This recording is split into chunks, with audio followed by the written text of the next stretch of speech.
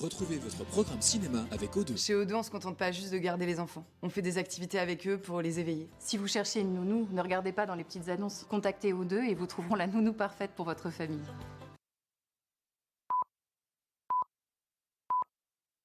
Monsieur Potter. C'est pourri, gamin. À la boulette. Mon précieux, mon trésor. C'est trop calme. Eh ben, nous aussi, on a bien aimé. C'est à terre. Il est protégé par la force.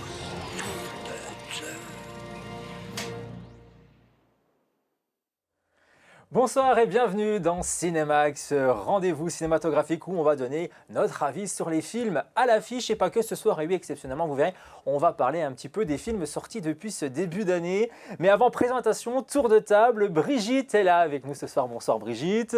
Jean-Luc fait son retour. Bonjour. Bonjour Jean-Luc, tu vois. Je fais remonter la moyenne d'âge. Oh non. Ça va? Ça va très bien, oui, un plaisir. De nous Un retrouver. plaisir partagé de retrouver cette belle équipe. Et de retourner en salle aussi. Oui, aussi, Après oui, tout ça. oui, les salles. Oui. En tout cas, ça nous fait plaisir que tu sois là, Jean-Luc, de retour. Et Jérôme également de retour cette semaine. Ça va, ça va? Salut, ça va super bien. Ouais, super. Bah, merci à tous les trois d'être là. Et au menu ce soir, nous allons parler ensemble et débattre sur les films Dune. Et oui, la grosse sortie. On parlera du film Boîte Noire avec Pierre Ninet, L'origine du monde de Laurent Lafitte. Quelques news pour un peu faire une pause autour de tout ça. Vous allez pouvoir jouer et gagner vos places de cinéma également ce soir pour l'une des salles vosgiennes participantes de votre choix. Donc restez bien à l'écoute. Ensuite, comme je vous le disais, on va parler des films à l'affiche depuis le début de l'année. On en a sélectionné 3 pour vous. On commencera avec Kaamelott, le carton 2021, le film Benedetta avec Virginie Efira, et on la retrouvera également dans le film d'Albert Dupontel, Adieu les cons, mais lui qui était sorti l'année dernière, mais comme il a été coupé en deux et il est ressorti cette année, on en parlera également dans l'émission. Et en fin de programme, avant de se quitter, on fera un petit tour du département vosgien pour découvrir ce que vous réservent les salles obscures vosgiennes pour les jours qui arrivent. Voilà, ça c'est le menu et on va commencer dès maintenant avec le premier film, et pas des moindres, puisqu'il fait du bruit, il fonctionne très bien. C'est Dune, le film de science-fiction américain réalisé par Denis Villeneuve avec Timothée Chalamet au casting, Rebecca Ferguson entre autres. Et ça raconte l'histoire de Paul qui est voué à connaître un destin hors du commun, qui le dépasse totalement car il veut préserver l'avenir de sa famille et de son peuple. Et il va devoir se rendre sur la planète la plus dangereuse de l'univers. Voilà, pour faire court, parce que je veux dire que c'est assez complexe quand même comme film. Donc c'est un remake, bien entendu, du premier film qui a été fait par David Lynch il y a quelques temps, mais avant tout c'est un livre, bien sûr, le roman de Frank Herbert qui est paru en 1965, c'est bien, moi vous suivez. Et puis Denis Villeneuve, il se frotte à la science-fiction, mais pas pour la première fois, puisqu'il a déjà fait 2 films de science-fiction, c'est son 3e avec Dune. Il a été réalisateur de Premier Contact en 2016 et Blade Runner 2049 en 2017. On regarde la bande-annonce du film et on va en débattre ensemble ensuite.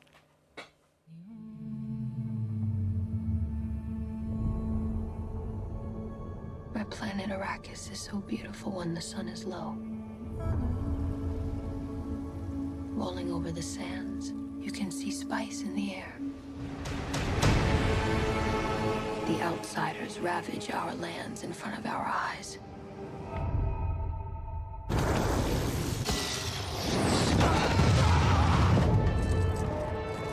Their cruelty to my people is all I've known. What's to become of our world? Le phénomène Dune, toujours en salle, à découvrir sur grand écran. Je pense que c'est un film qu'il faut le voir au cinéma, c'est clair. Côté note, Allociné, spectateur, très bien noté, 4,4 sur 5 actuellement. Et côté presse, quasiment la même chose, 4 sur 5. Alors est-ce que sur le plateau, ici, on va avoir ce même avis? On va commencer avec l'expert de la science-fiction. Maintenant, je suis obligé de le dire, parce que tu es fan de science-fiction, Jérôme. Donc je te laisse la parole et je pense que tu as adoré. Oui, alors j'ai adoré, je peux le dire, effectivement. Et pourtant, les attentes étaient aussi hautes que les craintes. C'est quand même un roman qui est réputé inadaptable. David Lynch s'y est cassé les dents il y a quand même pas mal de temps. Et le résultat est franchement plus que satisfaisant, je trouve, notamment pour les fans du roman, puisqu'on y retrouve vraiment le ton, l'ambiance, le côté un petit peu théâtral, mais sans que ça devienne le piège justement dans lequel David Lynch était un petit peu tombé à l'époque.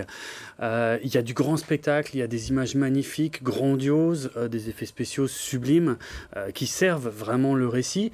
Un récit dans lequel d'ailleurs on ne se perd pas.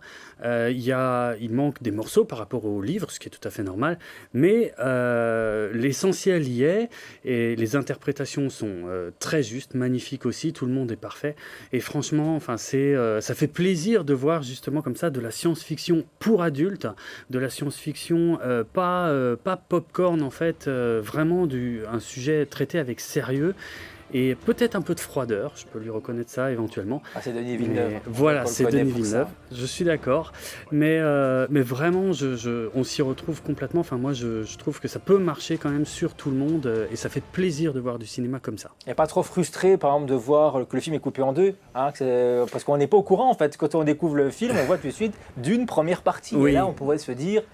Ah bon. Moi j'attendais une deuxième partie au bout d'une heure et demie. D'accord.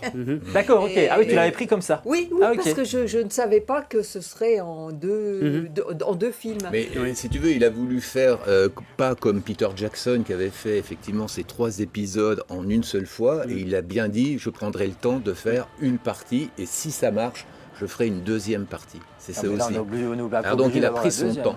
C'est vrai aussi que c'est un film qui est autant pour les initiés que pour les novices. C'est-à-dire que c'est du grand spectacle. Il est sidérant parce que dans ce film-là, il y a beaucoup de messages. Il y a des messages politiques, écologiques, le commerce aussi de l'épice, et puis des images fantastiques, une musique qui draine tout derrière lui. Et je trouve que ce film-là, il est complètement sidérant.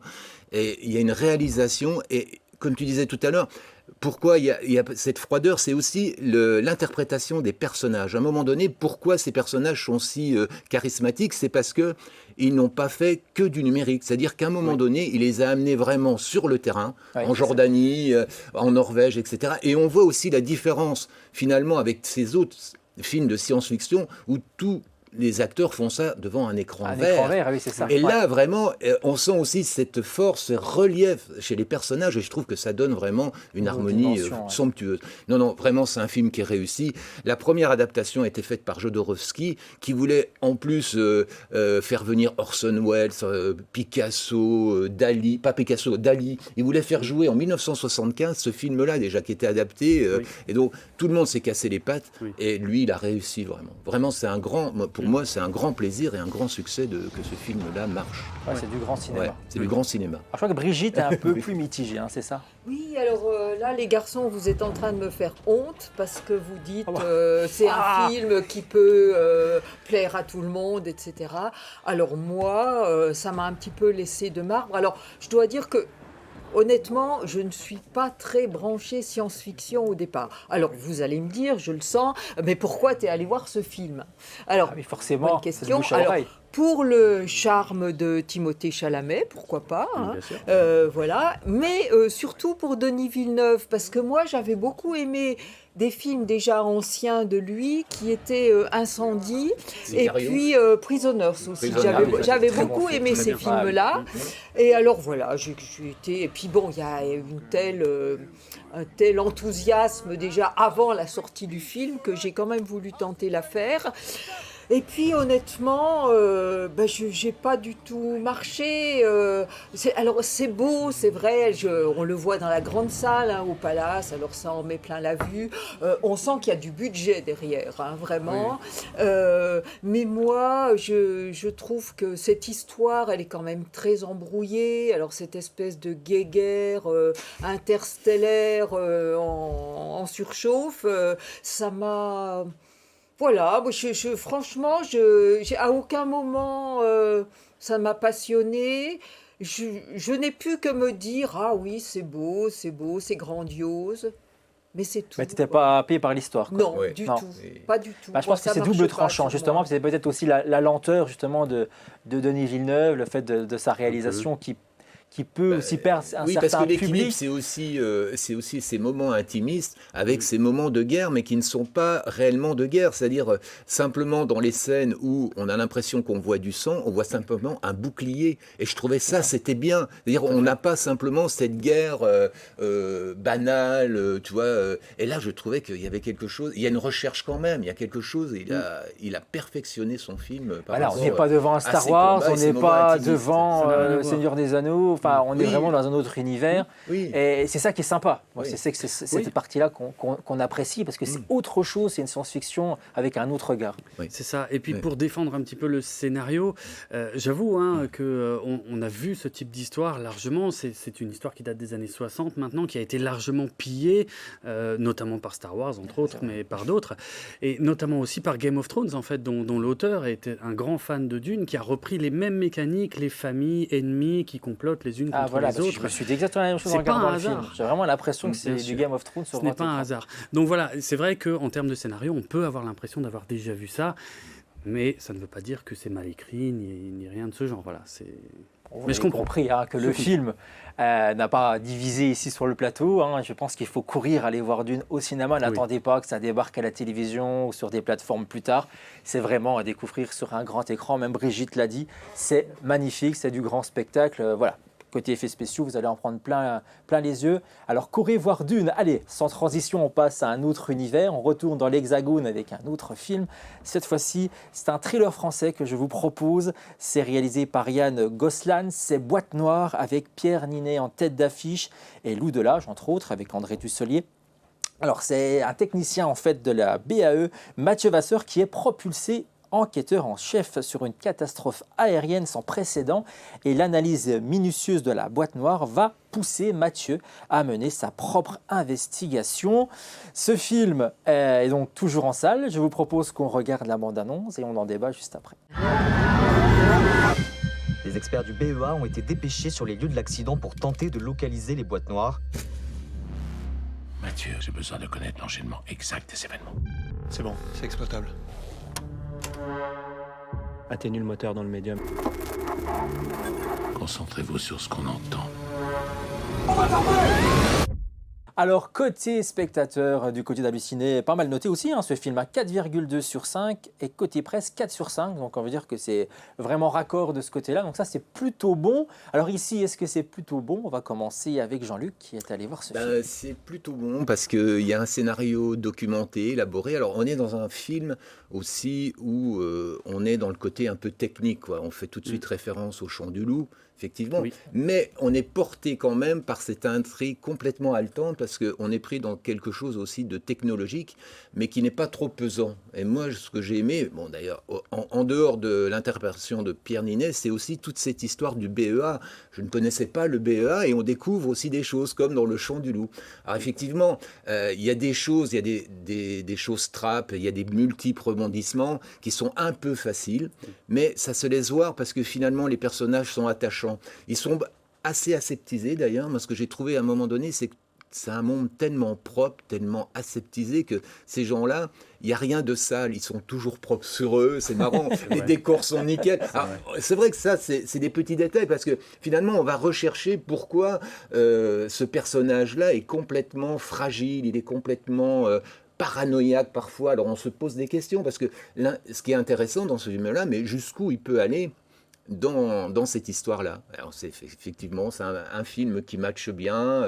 Par contre, un tout petit bémol, c'est la fin. Je pense qu'à un moment donné, je raconte pas la fin, mais je raconte simplement qu'à 5 minutes de la fin, il y a un fondu au noir, et je pense que c'est là que le film doit se terminer.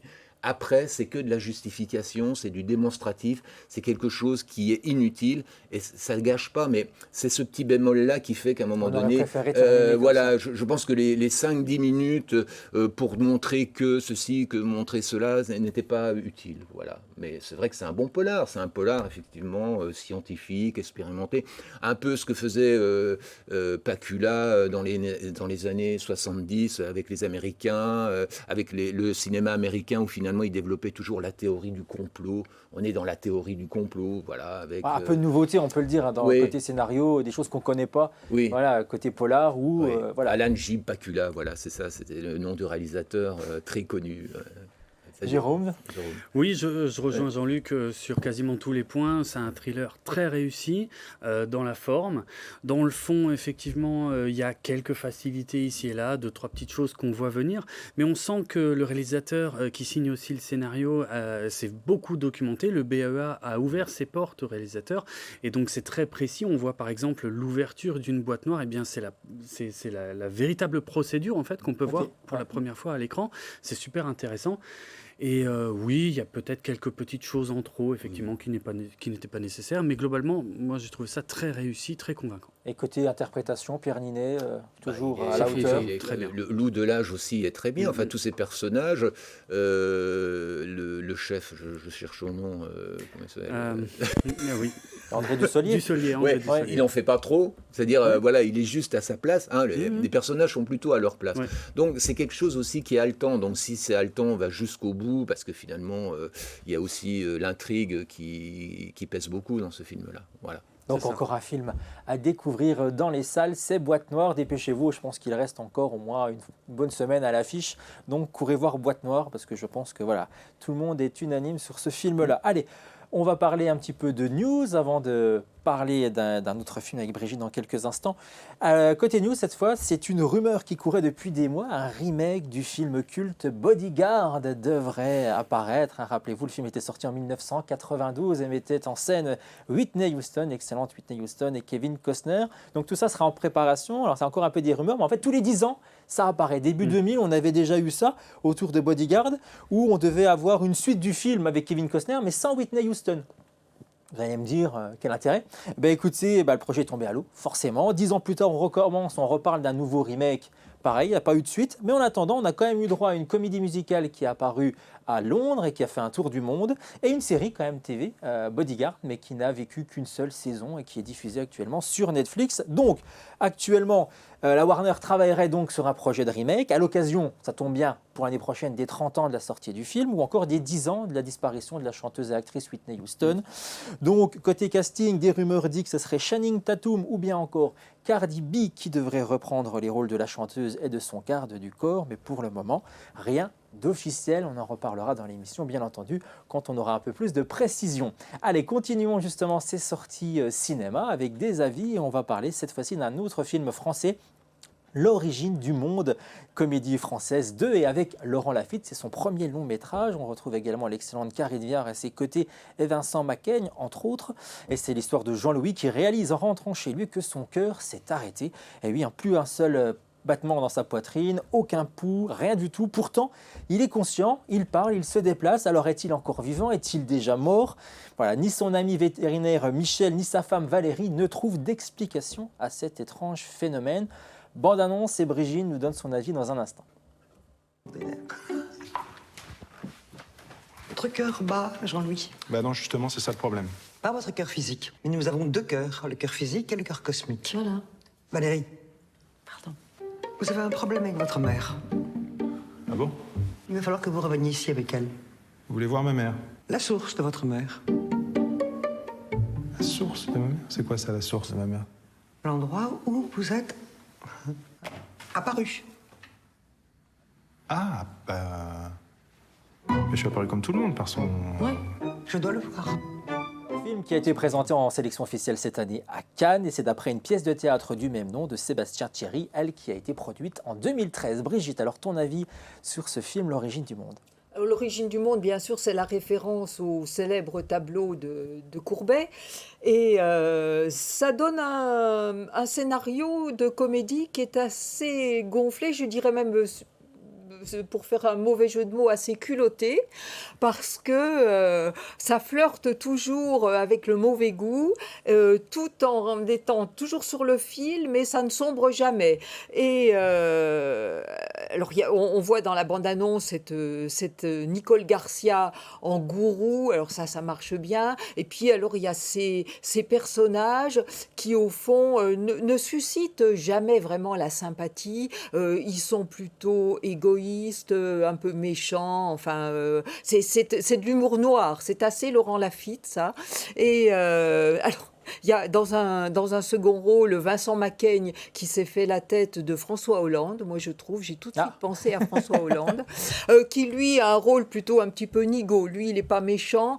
Moi, j'ai trouvé que ça fonctionnait bien. Alors, je dirais que l'audace du sujet ne se transpose pas tellement sur la mise en scène, parce que la mise en scène, par contre, elle est très, très conventionnelle. Il y a un petit côté. C'était un parti pris de Laurent Lafitte. Oui, il y a un petit côté théâtre filmé, un peu. Il y a pas vraiment d'idées, de grandes idées de mise en scène. Mais bon, voilà, c'est une sorte de comédie de boulevard, un petit peu, qui fonctionne plutôt bien. Qui fonctionne donc. À voir dans les salles, toujours l'origine du monde de Laurent Lafitte. Allez, on va jouer. C'est pour vous peut-être l'occasion de vous rendre dans les salles obscures dès maintenant. 2 places de cinéma à gagner dans l'une des salles vosgiennes participantes de votre choix. Alors c'est facile, une bande-annonce scriptée va s'afficher sur votre écran. Et si vous pensez avoir la bonne réponse, direction notre page Facebook de la chaîne Vosges Télévisions. Vous nous écrivez un message privé, vos coordonnées et le titre du film que vous pensez avoir deviné avec celle-ci. Regardez. Ah non, je vais pas passer la nuit là. Et Madame Giuseppe, toujours morte. Ah, formidable. Je nage dans le bonheur. En tout cas, tu nages pas dans ton t-shirt. Ben, vous me reconnaissez quand même. Ah, formidable. Oh, j'en ai ma clique. Aussi, il faut que ça s'arrête les catastrophes. Ah non, je vais pas passer la nuit là.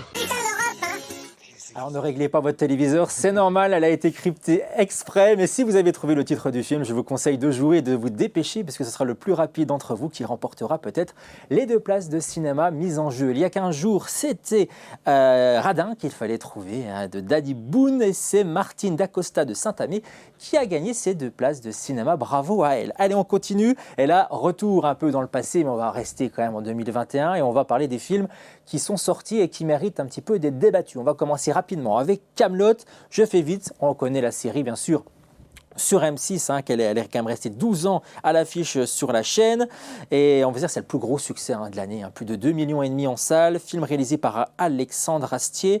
Quelques images rapides et on en parle juste après. Où est Arthur Pendragon? Un gars pas bien grand, blanc comme un cul. Oh, ça me dit rien. 10 ans qu'on n'a plus vu son pif. Il est cané, le fils Pendragon, on le sait tous. Évidemment qu'il est pas mort. Ça fait 10 ans que je vous le dis, gros salsifis. Mon Dieu. Partout. On aime ou on n'aime pas. Et justement, on va savoir sur le plateau si on a aimé. On commence par Brigitte. As-tu aimé ? Oui, alors bon, moi, il faut dire que je suis fan de la série, donc j'ai retrouvé l'esprit, l'humour de Kaamelott. Par contre, petite question, je me suis demandé si les gens qui ne connaissaient pas la série pouvaient aussi bien adhérer au film. Ouais, ça c'est une vraie question. Jérôme? Moi je ne l'ai pas vu. Bah justement, moi je n'ai vu que les toutes premières saisons de la série et il y a longtemps lors de leur première diffusion, et autant j'ai trouvé que dans la forme le film était sublime, autant côté scénario ça m'a complètement laissé de côté. Je ne connaissais pas la plupart des personnages, j'étais un peu perdu et voilà, j'ai eu l'impression que ça ne s'adressait qu'aux fans de la série. Et justement les fans, on en parle 2 minutes parce qu'il y a quand même un record du monde qui vient d'être établi, puisqu'un spectateur a vu le film plus de 203 fois et a battu un Américain qui lui avait vu 197 fois le film, 191 fois, pardon, Avenger Endgame, voilà, donc il l'a battu, c'est tout. Et même Alexandre Astier, le réalisateur et le comédien du film, et le créateur de tout ça, est venu regarder une séance avec lui. Voilà, je voulais en parler parce que c'était quand même intéressant. Et à noter que le DVD du film sortira le 24 novembre. Allez, on passe à un autre univers, parce que là, on peut pas faire de transition. On va parler de Benedetta, le film de Paul Verhoeven, avec l'excellente Virginie Efira au casting de ce film, Charlotte Rampling également à ses côtés. Le film a été présenté au Festival de Cannes. Allez, on va en parler, on va faire un tour de table. Jean-Luc, tu l'as vu? Non. Ah, tu l'as pas vu? Non, Ah, je j'étais l'ai sûr pas de vu. moi. Ah, mais non, j'essaie de noter. Non, tu l'as pas vu, pardon. Non, je l'ai pas vu. Bon, retourne chez Brigitte. Moi, je l'ai vu et j'ai regretté. Enfin, j'ai trouvé ça kitschissime, souvent ridicule. Et je dois dire que Virginie Efira a bien du mérite d'être aussi convaincante dans un film aussi ridicule. Ah oui, ridicule, carrément. Oui. Est-ce que c'est ridicule du côté de chez Jérôme? Je crois pas. J'ai plutôt apprécié. Mais alors Virginie Efira est bluffante effectivement, mais en termes de mise en scène, c'est assez commun et il y a des partis pris un peu surprenants dans l'histoire car c'est une histoire vraie, donc effectivement il y a des partis pris qui peuvent surprendre. Oui, c'est l'adaptation du livre Sœur Benedetta, Entre saintes et lesbiennes de Judith C. Brown, sorti en 87. Voilà, Paul Verhoeven, c'est sulfureux à chaque fois dans ses films, donc on aime ou on n'aime pas, c'est toujours tranché par rapport à ça.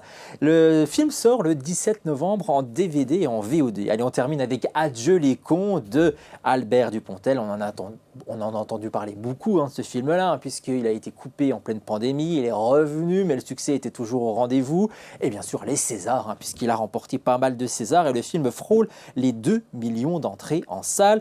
On en parle. Jean-Luc, là, cette fois-ci, tu l'as vu. Oui, moi je l'ai vu, oui.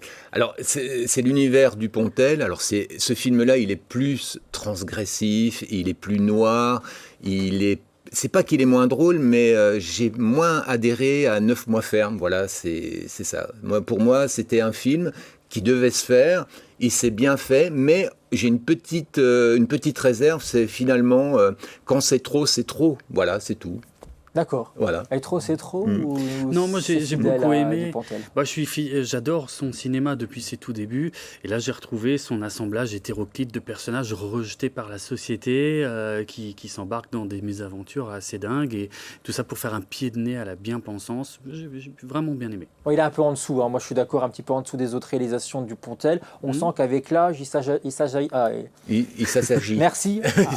Voilà. Oui. C'est vrai. J'ai trouvé qu'il allait un peu. Après, quand je dis ça, évidemment, Dupontel, on aime parce que si on est fan, c'est comme Kaamelott, c'est-à-dire à un moment donné, on voit tout, on voit Bernie, tous les films de Dupontel, je les ai vus, mais celui-là, je trouvais qu'il y avait quelque chose qui était un peu forcé, enfin, effectivement, voilà, c'est plus, peut-être que c'est plus lui aussi, c'est plutôt le personnage torturé qui fait que ces films sont plus, pas polémiques, mais je dirais plus militants aussi, c'est vrai, tu as raison, c'est un film militant aussi, effectivement, ouais. Le film est disponible déjà, si vous ne l'avez encore pas vu, en DVD, Blu-ray ou encore en VOD. Allez, avant de se quitter, on va faire un petit tour des salles vosgiennes avec au programme et à noter dans vos agendas dès maintenant que Mourir peut attendre va enfin sortir dans les salles. Et des avant-premières sont prévues un petit peu partout dans les Vosges, même dans les petits cinémas, donc il faut bien noter tout ça. Regardez bien à côté de chez vous, ça sera pour le mardi 5 octobre et vous pouvez d'ores et déjà réserver vos places pour certaines salles. Du côté de Remiremont Ciné, le France, le Majestic, vous pourrez voir Nos Résistances en présence du réalisateur Romain Cogitor. Donc c'est un film qui est sorti il y a quelques temps déjà. Mais en fait, c'est à l'occasion de rencontres avec des artistes vosgiens, tout simplement organisées par la médiathèque intercommunale de Remiremont. À noter que cette séance aura lieu, c'est la première, il y en aura 3 des rencontres, le vendredi 8 octobre à 20h au cinéma Le Majestic. Et du coup, ils continuent à proposer un autre cycle également pour cette fin septembre, début octobre. Et si vous aimez les renards, écoutez, vous allez pouvoir vous y retrouver puisqu'ils vont présenter à partir du 21 septembre et durant un mois justement un cycle sur les renards. Et vous pourrez découvrir 2 films. Fantastique Mr. Fox, dès le 29 septembre, ou encore Le Grand Méchant Renard, le 6 octobre, toujours à Remiremont. Allez, on passe maintenant du côté d'Épinal, et si vous aimez l'opéra, eh bien écoutez, on n'en a pas beaucoup du côté de chez nous, mais vous allez pouvoir découvrir tout ça sur grand écran, puisque l'opéra s'invite au cinéma, avec Faust. À noter que la séance aura lieu le jeudi 30 septembre à 19h au Ciné Palace d'Épinal. Et cette semaine, dans les salles, vous pourrez découvrir le film, entre autres le remake de Candyman, qui vous sera présenté, un casting 5 étoiles, et oui, avec cette musique ne joue pour personne. Vous retrouverez François Damiens, entre autres, aux côtés de Ramzy Bedia, Vanessa Paradis, Gustave Kerven ou encore Joy Star, et j'en passe. Et un film avec Leila Bekti, ça s'appelle Les Intranquilles et c'est un film dramatique à découvrir. Voilà pour le programme cinématographique. Nous, on se donne rendez-vous dans 15 jours pour un nouveau numéro de Cinémag. En attendant, vous pouvez retrouver cette émission en replay sur notre site vosgetelevision.tv. Et en attendant, je vous dis À très vite et puis bon temps, passez du bon temps dans les salles obscures et merci à tous les trois. On se retrouve très vite pour un autre cinéma. Bye bye.